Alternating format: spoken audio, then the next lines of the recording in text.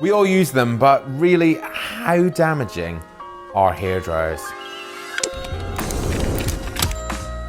Hi guys, how are you? I'm Robin. Welcome back to my YouTube channel and welcome to this new video. Now, I receive actually on a daily basis comments and questions from you guys asking about hair fall, hair loss, damage to your hair, all from the products that we use and also more specifically from hair dryers. So in this video, I'm going to outline some of the things you might be doing wrong and the things that you can do to resolve this. Now, if you're new to my channel, then hi.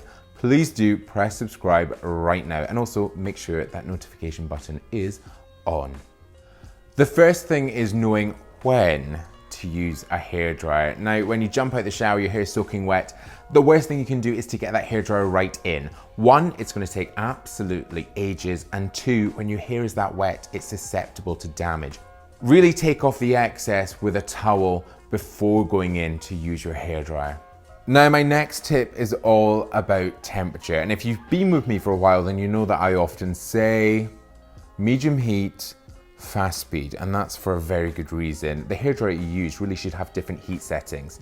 A concentrated amount of hot air can cause breakage to the hair, damage the root, and really damage the scalp. And that's obviously, guys, where the hair grows from, leading to hair fall and eventual hair loss.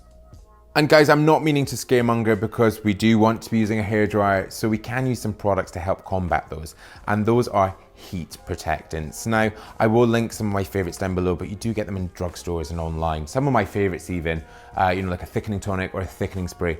I always make sure that those products contain a heat protectant.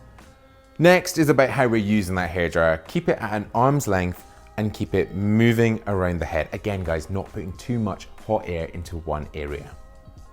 Now, you might not think it, but using things like brushes and combs can be really damaging to your hair, especially when you're putting them into wet hair, because it is more susceptible to breakage at that point. Use the towel dry it, get the hairdryer in to get some of that moisture out.